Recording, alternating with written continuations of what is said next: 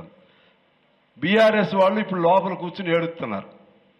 లోపల కూర్చుని కుమిలి కుమిలి వగసి వగసి విలపిస్తూ అయ్యో కమ్యూనిస్టులు బాగొట్టుకున్నామే, కమ్యూనిస్టులు బాగొట్టుకుని మా అధికారమే పోయిందే అని ఏడుస్తూ ఉన్నారు. మీరు తెలుసుకోండి, విడిగా మాట్లాడండి వాళ్ళ పెద్ద నాయకులతోని. వాళ్ళకి చూపు ఎడుంటే ఎదురాడు కనపడతాడు, చూపు ఎడకపోయింది. ఎడకపోతే ఎవడు కనపడ్డు, పైనే కనపడేది. ఎవరికి? మునుగోడు వరకు మనం కావాలి, మనందరం కలవాలి. మీరు కమ్యూనిస్టులు లేకపోతే ఈ దేశం లేదు. పరిశ్రమలు కాపాడుకోవాలి.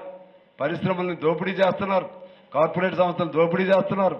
నేను, చాడా గారు, పల్లా గారు, మేమందరం, రాజా గారు, ఆల్ ఇండియా పార్టీ అందరూ వస్తే ఎన్ని మాటలు చెప్పాడో ఆయన.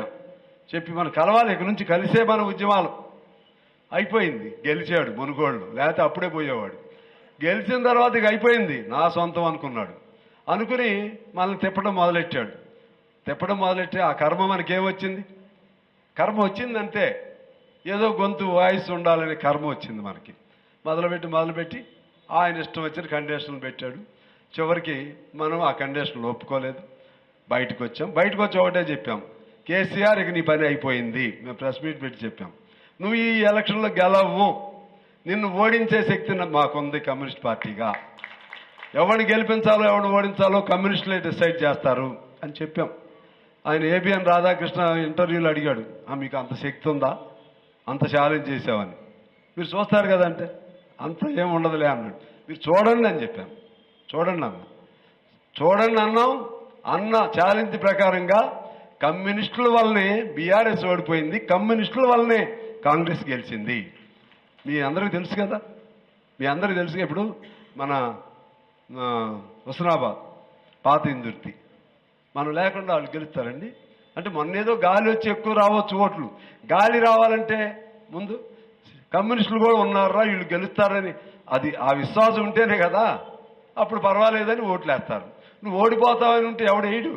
అదే బీఆర్ఎస్ వైపు ఉంటే వాడికి వచ్చేది ఆ విశ్వాసం. కొద్ది తేడాతో కదా ఓడిపోయింది. అట్లా కరీంనగర్ జిల్లాలో కానీ, లేకపోతే ఇటు మన కోల్ బెల్ట్ ఆదిలాబాద్ జిల్లా కానీ, మీరు ఎక్కడైనా తీసుకోండి, అటు ఖమ్మం కానీ, నల్లగొండ కానీ, అనేక జిల్లాల్లో కమ్యూనిస్టులు ప్రభావితం చేయగలిగే గొప్ప శక్తివంతమైన పార్టీ ఇప్పటికి కూడా. దురదృష్టం మనం సొంతంగా గెలవలేకపోతున్నాం. మనం సొంతంగా దీన్ని ఆసరాగా తీసుకుని వీళ్ళు ఎట్లయినా గెలవలేరు కదా, మనకి ఎట్లా కూడా పొత్తుంటారు లేని లెక్కల్లో వాళ్ళు ఉంటున్నారు. ఇవాళ కాంగ్రెస్ గెలిచింది. కాంగ్రెస్కి వాళ్ళు ఏం చేస్తారో అంగీకరించం, కొంతకాలం వరకు నిలబెట్టుకుంటాం. స్నేహ పార్టీ కాబట్టి. ఇప్పుడు మనం ఏం చేయాలి? సమస్యలు వచ్చినప్పుడు సమస్యల్ని మనం రేవంత్ రెడ్డి నువ్వు దిగిపో, కాంగ్రెస్ ఏదో పార్టీ అట్లా ఏం అనాల్సిన పని లేదు. రేవంత్ రెడ్డి దిగిపో అని అనం. ఎందుకు? నువ్వు దిగిపోతే ఎవరు రావాలి? మనం అయితే రావు కదా, మళ్ళీ ఎవడొస్తాడు? అంతకుముందు మనల్ని ఎవరు మోసం చేశారో, ప్రజల్ని ఎవరు మోసం చేశారు, మళ్ళీ వాళ్ళు వస్తారు. వాళ్ళు రాకూడదు. బీజేపీ ఇంకా దుర్మార్గ పార్టీ, వాళ్ళు రాకూడదు. అందుకని నువ్వు సరి చేసుకోకపోతే అని వార్నింగ్ ఇస్తాం, సలహా ఇస్తాం, సూచన చేస్తాం, మాట్లాడతాం. స్నేహం కలిసాం కాబట్టి మాట్లాడకుండా ఉండే సమస్య లేదండి. మీరు చూస్తూ ఉంటే రాష్ట్రంలో ప్రతిరోజు పేదవాడి తరపున ఇప్పుడు కూడా మాట్లాడుతుంది.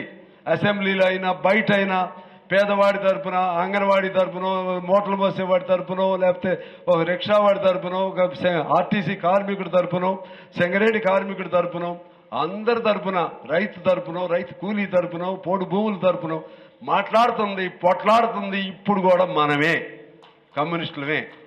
ఎవరు మనం మాట్లాడలేదని చెప్పేవాడు ఎవడో రమ్మనండి, ఎవరు చెప్పలేరు. కాకపోతే ఏంటంటే వాళ్ళు వ్యక్తిగతంగా తిడతా ఉంటారు, మనం అప్పుడు తిట్టం, అంతే తేడా. అందువలన రానున్న రోజుల్లో కాంగ్రెస్తో ఎలా ఉంటుందో నాకు తెలియదు. కానీ కొద్ది రోజుల వరకు మనం సమస్యల మీద ఇప్పుడే గళం విప్పుతున్నాం. కొద్ది రోజులు టైం ఇచ్చాం, ఇప్పుడు గళం విప్పుతున్నాం. గళాన్ని ఇప్పినటువంటి గళం నినాదం అవ్వాలి, నినాదం ఉద్యమం అవ్వాలి, ఉద్యమం మరింత పెద్ద ఎత్తున పోరాటం అవ్వాలి. అయినా వ్యక్తిని అనం, సమస్యల మీద పోరాటం చేస్తాం. ఆ విధంగా మనం ముందుకెళదాం, ఆ విధంగా మన పార్టీని పెంచుకుందాం. రేపు స్థానిక సంస్థల ఎన్నికలు వస్తాయి. ఈ కాంగ్రెస్ వాళ్ళు నేనేమి నమ్మను. మీరు మమ్మల్ని గెలిపించారు కదా అని మనకేం కమిటీల్లో పాత్ర కూడా లేదు. నేను చూసా కదా, చాలా చోట్ల నియోజకవర్గాలు మనం గెలిస్తే చిన్న చిన్న బుడ్డ కమిటీల్లో కూడా కమ్యూనిస్ట్ పార్టీకి లేదు. చిన్న చిన్న కమిటీల్లో కూడా గెలిచే వరకే. గెలిచిన తర్వాత ఆ కేసీఆర్ తమ్ముళ్ళే వీళ్ళు కూడా. ఆయన కాకపోతే ఆయన అన్న వీళ్ళు తమ్ముళ్ళు, అంతే తేడా. చూద్దాం. ఇప్పుడు కొత్తగూడెం ఒకటి గెలిపించారండి. మేము లేదా మీరు గెలిచేవాళ్ళు కాదు, ఎవడు చూడు. మరి మేము లేకపోతే మీరే అక్కడ గెలుస్తారంటే అదేం మాట్లాడరు.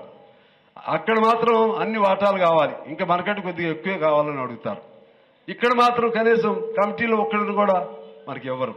రేపు స్థానిక సంస్థల ఎన్నికలు వస్తున్నాయి. రేపు జరిగే స్థానిక సంస్థల ఎన్నికల్లో ఎలా ఉంటారో నాకు తెలియదు.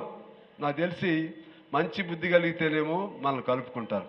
మంచి బుద్ధి లేదనుకోండి ఏం చేస్తాం మనం? అస్త్ర సన్యాసం చెయ్యం. ఇంకా ప్రతి గ్రామంలో కూడా పోటీ పెట్టండి, ప్రతి ఎంపీటీసీలో కూడా పోటీ పెట్టండి. ఇప్పుడు దీనికి ఏమి సీలింగ్ లేదు, దీనికి ఏమి బ్యాన్ లేదు. మీరు బతకాలి. మనం సొంతంగా పోటీ చేస్తాం, దానికేమో ఎవడేమో అడుగుతాడు. మీకు అండర్స్టాండింగ్ కలిసి ఇదిగో మీకు ఒకటి ఇస్తాం కాకపోతే మీకు 2 చేయండి అంటే అది వేరు. మేమేమి ఇయ్యం, మీకేమి లేదంటే మన సత్తా ఏంటి చూపెట్టండి. ఇప్పుడు బీఆర్ఎస్ వాళ్ళు కానీ ఇంట్లో కూర్చుని ఏడుస్తున్నారే, వీళ్ళు రేపు రోడ్డు మీదే కూర్చుని ఏడుస్తారు. రేపు మన సత్తా చూపెట్టండి. ఒకసారి పోతే స్థానిక సంస్థలు అన్నీ ఒకసారి ఎన్నిక జరిగితే తెలిసిపోయింది. అందువల్ల మీరు స్థానిక సంస్థల ఎన్నికలకు కూడా జాగ్రత్తగా ఉండి ఈ మహాసభ అయిపోయినాక గ్రామాన్ని తిరగండి.